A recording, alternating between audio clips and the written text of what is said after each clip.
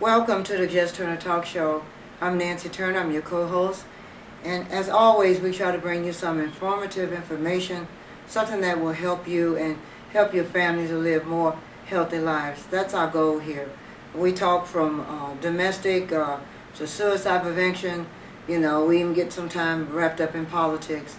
But whatever it is that's going to help you, that's what we want to do. But today I want to talk about suicide prevention under the self-harm and self-cutting. And we do know we have cutters out there. There's no need to, push it on the rug. You may know someone, or you may have been a cutter, or maybe you're still a cutter. Cutters are not just with children, also adults are doing it as well. And we want to talk about that. And hopefully in the little time I have to spend with you in your homes on today, that maybe I could say something that will enlighten you on how to help yourself or help someone else along the way. Self-harm and self-cutting. I was reading some information here, and it was very informative to me. It says, what is a self-harm and what is self-harm? The self-harm is when a person hurt themselves. Well, we knew that, right? Also that dealing with pain. And that's something that I feel that people don't know how to deal with. Some people. Now me, myself, I pray away my pain. I fast away my pain. But sometimes the pain is still there, but I'm able to go through it. And that's just part of life. And sometimes people that don't have the outlet like I do, maybe they're not into Jesus, or maybe they're not into, talking about it with somebody. Don't want to go to a therapist or someone you trust that you want to talk to. You just don't want to talk to anyone. Now that's a problem. When you don't have no outlet, that's when you can actually, complete the act of suicide. We all need someone to talk to. So we have to feel wanted and loved, and sometimes we don't. Sometimes we live in a family that everybody's about themselves and, self-centered, and you name it. And then you may be in a family just don't recognize your pain because you're not sharing it. Maybe you're wearing a mask. Maybe you're not letting them into your heart, into your mind. And I'm like this. Nobody's going to really know how to help you with your pain unless you share it.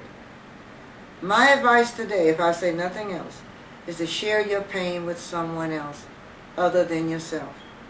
Let somebody know. Me, myself, like I say, I take it to Jesus. But it's good. I can go to my husband, I can go to my kids, I call my daughter up for prayer. I have outlets. But one thing I do know, I cannot go through pain alone when it's suffocating me.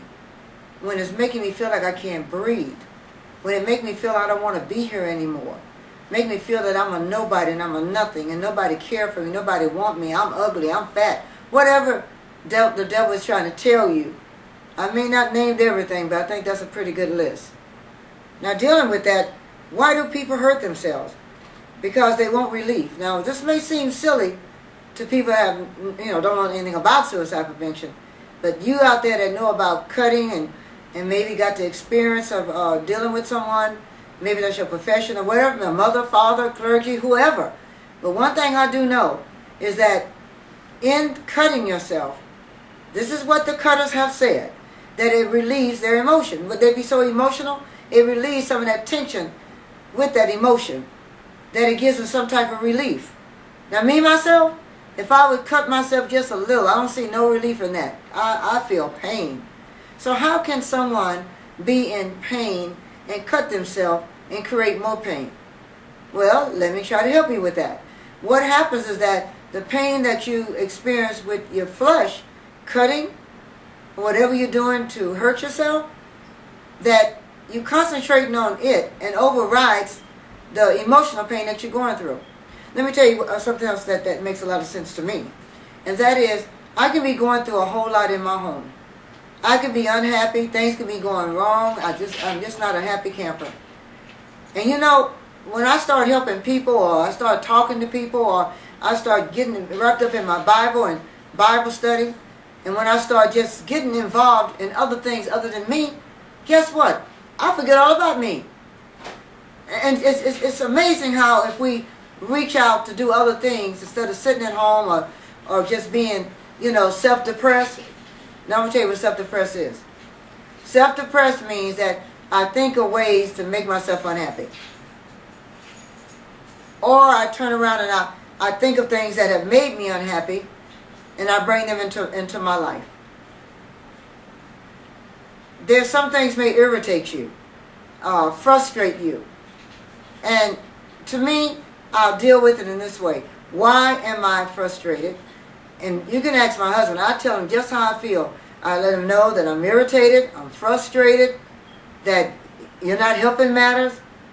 My children, I may just shut down and say, I'll talk to y'all later. If they're not doing anything to help me, I don't need more pain on top of my pain. But cutters will do that. So I hope I enlighten you a little bit on pain that's physical overriding pain that's emotional. Okay? Also, where does it come from? It comes from things that are not happening right in your life. It could be relationships. It could be your parents. You could be 50 years old and still have problems with your parents if they're alive. It could be your job. It could be in your church. Don't think church is stress-free, because it's not. And don't think everybody in the church is saved, because they're not. Don't let me tell you that they are, because there's a lot of sinners in the church. But they confessing to be saved, but they're not. So you may go to church and someone may hurt your feelings. On your job, someone may not like you, plotting to get you fired. Your employer may not like you. Whatever it may be, that stress-related will turn into depression, which turns into self-hurt sometime. Not all the time. Now, some people don't cut themselves. Some go out and get drunk. Some people are dealing with drinking. Some people smoke too much. Some people go out and pick a fight. Some people sleep it away. Whatever way they do it. But the main thing, it's not wise. It's not healthy to try to relieve pain by cutting yourself. Okay? Sexual abuse is out there on the rise. You may have incest in your home where you don't want to tell your mom that your dad's messing with you, or your uncle, or whatever. You know, it's a lot going on right now. We just had a case that we've been hearing on television where, through the news, that this man was considered a great uncle. You know, they really looked up to this man to be a family member, to love and care. And what did he do? They said he killed the mother, and he burned up the 8-year-old boy, and he kidnapped the 16-year-old girl. Now, that was her mother, and also that was her brother. Her mother got murdered, and also her brother got burned up. But thank God that they found her, and they had to end up killing him. But the point I'm trying to make is that you can't trust nobody but God. And don't let nobody get that close to your kids. Watch your kids and listen to what they have to say. See, what I'm trying to say, I don't want your kids to become cutters. I don't want them to become where they accidentally do kill themselves. Because I'm going to tell you something. 90% of cutters do not want to die. That 10% do. But there's 90% do not want to die. Okay? But accidents do happen, even in cutting your wrist. Because you cut that artery and you cut it wrong before you can get some help, you done bled to death. There's been known of children, mainly children, that have faked hanging themselves and actually completed the act. Now, how do I know that and they're dead? I'll tell you why. Because they told somebody else they was going to fake it, or they wrote it down in a diary, or they said it out to somebody who remembered it, whatever. But you know, if my mom and dad come on and find me hanging, oh, I wonder how they're going to react. Like to put them on Facebook. You know, just the practical jokers are out there. Don't play with your life. Don't ever play with your life. God gave you life and gave you life more abundantly. Okay, there is many disorders out there. Parents, have your children checked. And children, if you feel that you're not quite right, you're not thinking right, you don't feel right about things yourself, or maybe you're not a cutter. Maybe someone want to hurt somebody else. It all comes in that same category. You know, hurting yourself or someone else. Different ways that people can harm themselves, and I want to read it to you, okay? The different ways. It says cutting, burning, scratching. It says hitting themselves. It says punching walls or other hand or hard surfaces. Preventing wounds from healing.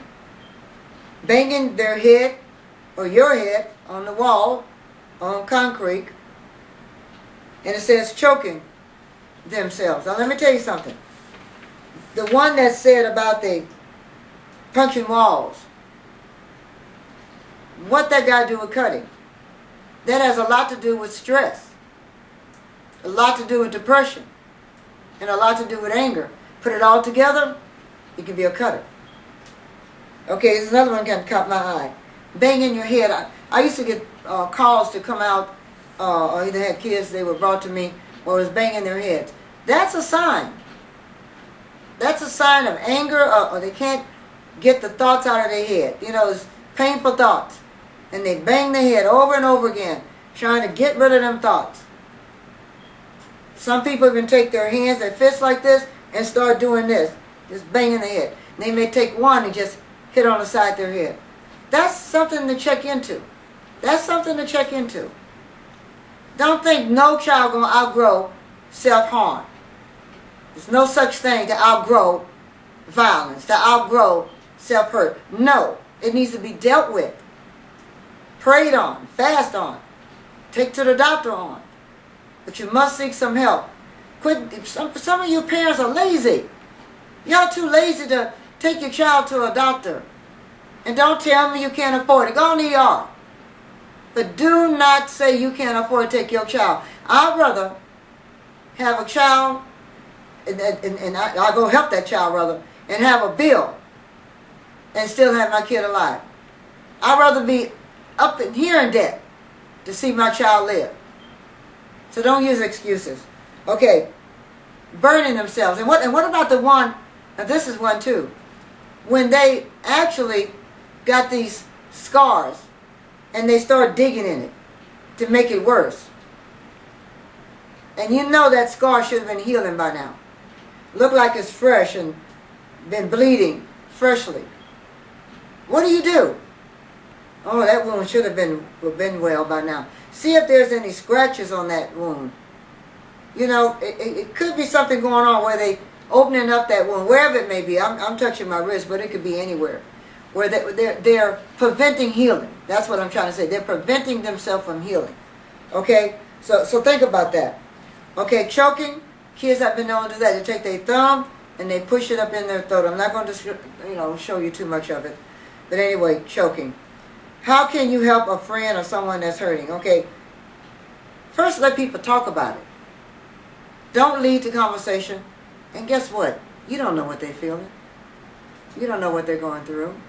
Let them tell you. I think we have people that don't listen enough.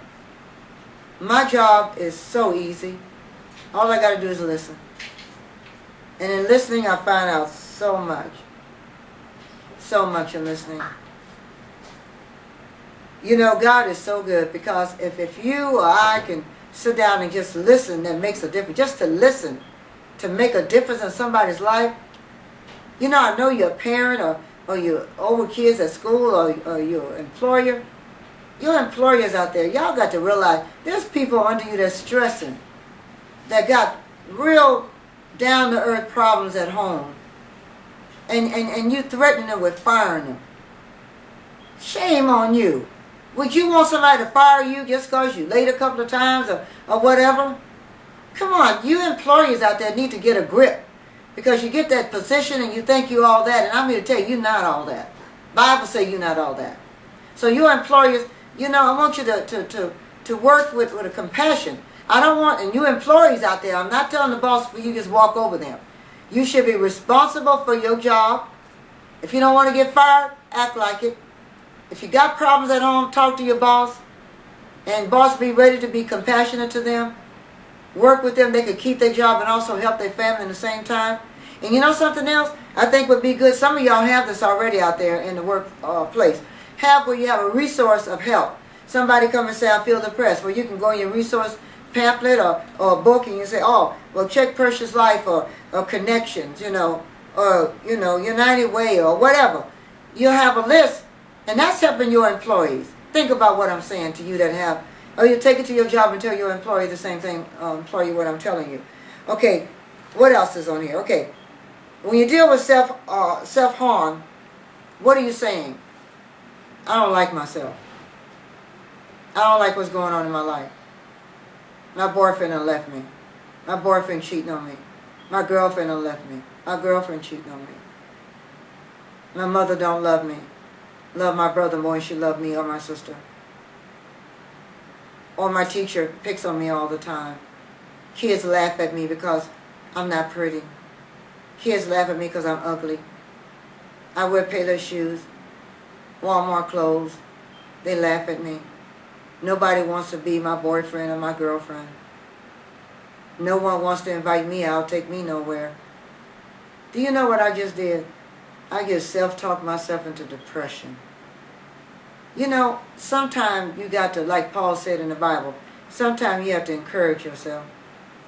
You have to say, you know, God made this nose, this mouth. And whatever frame of body you in, you got to love yourself. You got to do the best you can to improve yourself. And doing that, love yourself. You know, it'll be wrong for me to sit up here with a cake, and some ice cream, and some cookies, and just eat. Nobody loves me. I'm too fat. Nobody care for me. I'm too fat. You know, I don't look good. Don't comb my hair. You know, whatever it may be. You know, are you working on you? I have a lady that I deal with, and I tell her, work on yourself. Quit getting fatter, okay? Do something with your hair. Think about on the inside how good you are. Maybe nobody see it but you and God. But do something with the outer appearance and let it, you know, contrast with the inner appearance. So if you're a good person, look good. Use whatever you got. If you're 200 pounds, you can't overnight make yourself look 110. And skinny is out anyway. You got to have a little bit of meat on them bones anyway. Sometimes it's the way you carry yourself. Make people pick on you. Or you bring attention to yourself in school because the teacher said, you didn't do your homework? Attention. That homework assignment was easy. A second grader could have done it. There's so many things. Say, why do people hurt themselves? Over and over again, I can't stress it enough. There are many reasons. Emotional pain and stress, fights with parents, friends, you know, back to physical appearance. What about you out there that don't know if you're a boy or girl? What about you out there? What about you out there? You got the parts of a boy and you got the looks of a girl, but your mind is messing up on you. Your mind is messing up on you. Mom and dad reject you because you're homosexual or whatever. They disown you. Guess what? I don't want to live any longer. If either one of my children would come to me right now and tell me that they are gay or they're homosexual, it would hurt me, but I sure wouldn't reject them. Because whatever's happening in their life, I'll talk to them and I'll tell them I don't agree with your lifestyle, but I love you. And I'm going to pray to God that you get it right. And the devil get out of your mind confusing you. Some of you think you were born that way. God didn't make no mistakes. Your feelings will play a trick on you. They will. They will. Whatever reason that you go in a different way, that's your business, true. But the society and your home mainly. Society is accepting it now, but home and family is mostly the issues. You know, but just think about it. You don't have to die because you don't feel that you're a girl or you're a boy. You don't have to do that. God wants you to live. He came for you too, okay? Because you are somebody. You are somebody. There's people know who they are and still mixed up. You know that? It's all kind of ways to be mixed up in life. But families, parents, whoever you are watching the Jess Turner Talk Show, love your children regardless of who they are and what they do. It's hard sometimes because we were raised a certain way. But we have to love our children and we have to love one another. You men out there don't have a job and your wife is putting you down and you feel that why should you be here? Or vice versa. I want you to live. I want you to go out there. You may not have the kind of job that you want, okay? But you need to get a job until you get the job that you want. Okay? I think that's being a big boy and a grown man to do that. And in my conclusion, I want to tell you this, that you don't have to cut yourself to make a point. Okay? And with the 5 minutes I have left, I would like to tell you this. There's help out there. There's help. And at the end of the show, you will see places to call. Reach out. Don't keep it to yourself. Don't be ashamed. But do you want to tell nobody how you feel? I hope you have someone that you can trust. And I'm going to tell y'all something out there. It's a shame that kids can't come to their parents and tell them anything. It's a shame, especially you fathers. Y'all so macho, y'all so all that you don't realize that there is some kids ain't got it like you. Your son may not have it like you. Your son may want to play with dolls. That don't make him anything else, but he just want to play with dolls. And I'm grateful that they made boy dolls. You know, Ken? That's the one I can think of right now. Anyway, they're out there. But the main thing is that quit putting each other down. Let's pray. Let's talk to God more. And if you're not a person that prays, we'll pray for you at the Jess Turner Talk Show. But you must find common ground. Quit putting your family down and each other down. And most of all, don't put yourself down.